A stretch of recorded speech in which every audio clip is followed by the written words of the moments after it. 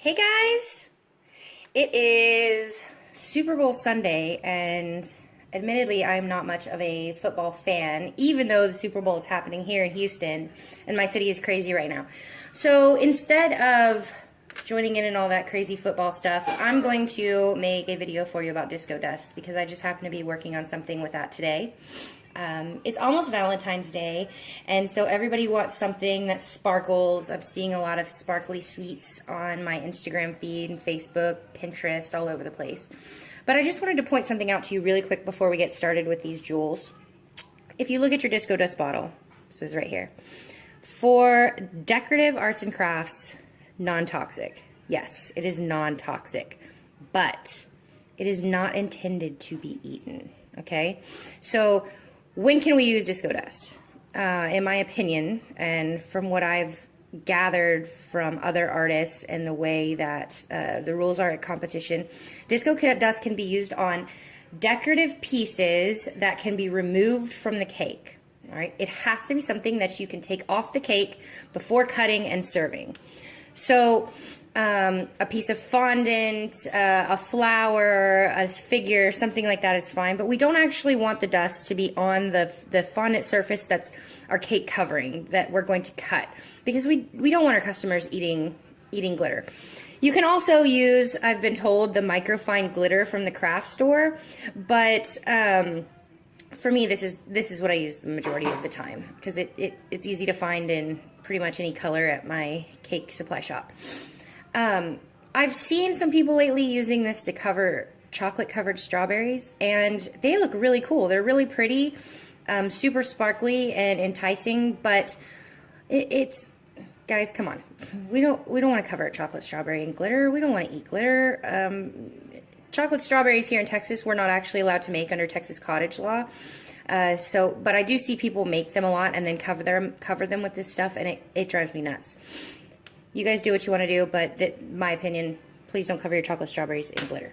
Okay, so today I'm going to make some little edible jewels. You don't need much, and what I'm going to be showing you is how to cover these jewels, which can be removed from our cake in disco without having to worry a whole lot about dusting. And by dusting, I mean the disco falling off of the jewels onto the cake surface. The old Jen would probably have painted each and one of these little edible jewels in piping gel and then dipped them into the glitter. But today I'm kind of in a rush. So today I'm going to show you how we can do this with Confectionery Arts International lacquer spray. You guys see that?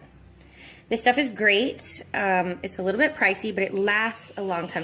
One can will last you a lot longer than you would think this will. I've used this on about 4 projects, and I still have a little more than half a can. So what I'm using is, again, my little gems, which I made using this mold, and they're just Tylose fondant.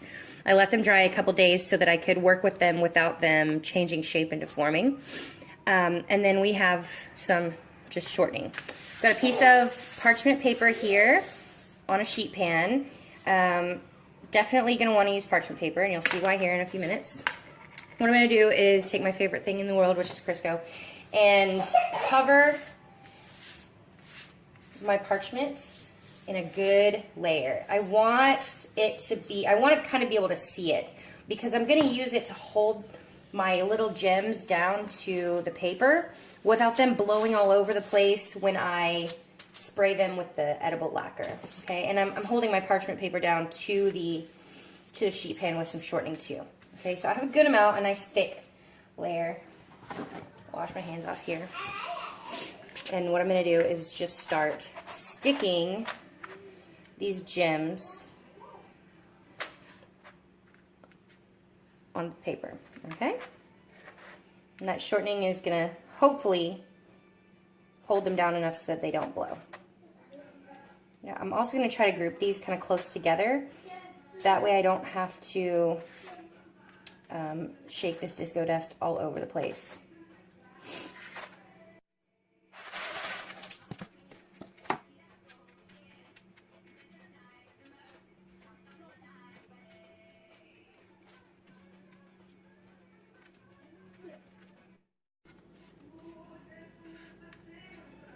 Alright, so now that I've got all my pieces kind of placed, I'm trying to make sure that they don't touch each other too much because I don't want the lacquer spray to cause them to stick together. Okay, and I'm also making sure that I don't have any areas where like a gob of shortening kind of collected, because then the lacquer spray may not stick correctly. So, quick and fast. Take my spray. You want to do this in a ventilated area. I actually have my window open right now, and if you have anything that you are terribly attached to, maybe move it out of the way, because you don't want, this stuff does stick to everything. It really does. It's hard to clean off. So usually I'll take my stuff outside and spray it. If it's not windy, don't do it if it's windy, because then you're going to have stuff blowing into your cake, and then you're going to have stuff stuck to it that you can't get off. But inside with a window open or outside is okay. All right, so I've got my disco dust ready. Open this up. This is American Silver, and I'm using this just because I want these jewels to really shimmer from across the room, which is why I chose to do it this way instead of using Isomalt for my jewels. I really want major sparkle power here. Okay, so I'm going to take this. When you're spraying your lacquer spray, you want to use short bursts, almost as if you're airbrushing or even spray painting something. Too much and you're going to have gunky collection, okay? So I'm just going to do a couple of short bursts at a good distance until I see them start to really shine. Okay, they're shining now. Make sure I get everywhere.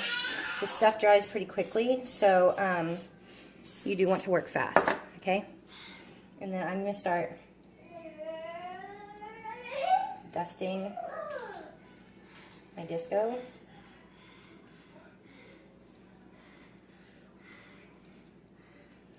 Now the downside to this technique, I'm going to put a little bit more over here because I'm seeing it, is that you may go through a little bit more disco than if you did this the long way, because some of it's going to stick to this shortening on your sheet, and you won't be able to collect it back up without it being gunky.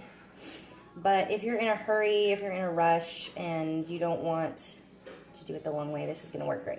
Okay. Again, you can buy microfine glitter.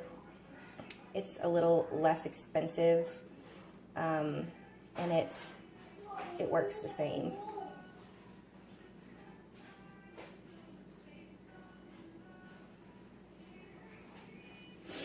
Okay, I'm shaking this. See how just a little bit of my glitter fell off there? Lost a couple jewels too.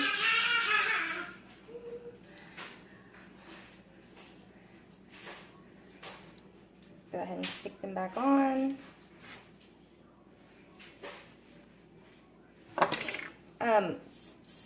Some of you might be asking, why wouldn't you just coat these guys in something front and back and then toss them in the disco? Well, because sometimes disco keeps an item from sticking to the cake, and also we don't want it to leave any disco on the cake surface, so that's why we're doing it this way.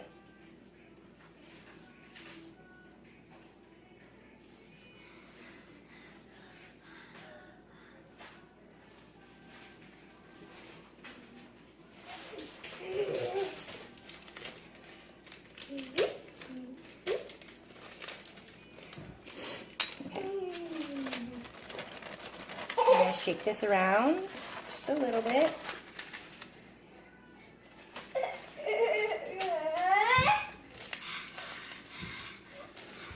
So we have pretty good coverage here. Seems to be working pretty well. If you missed any spots, you can go in and give a little spray and collect your disco that has accumulated.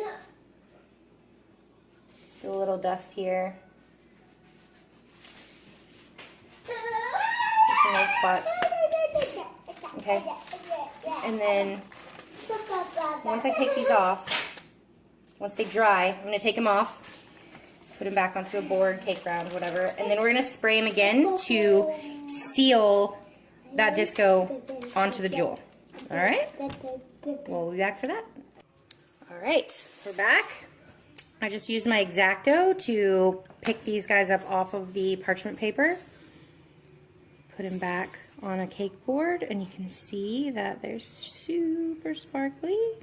There's a couple places right here where I missed some of my disco, but I'm going to come back in and fix those here when I do my final coat with my glaze spray. Alright, so I'm going to come back in here and actually put one more piece of parchment down underneath my board to protect my cut mat, at least a little bit. And I'm going to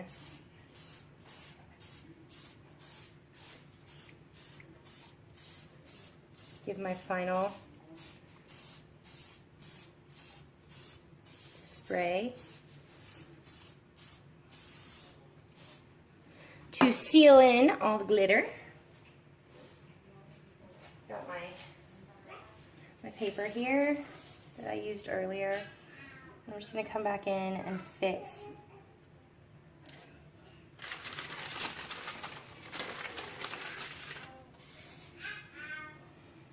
a few of the spots that I missed.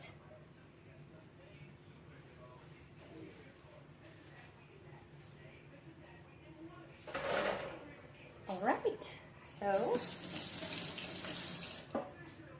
bam, sparkly edible gems that can be removed from your cake and won't dust disco all over your cake surface.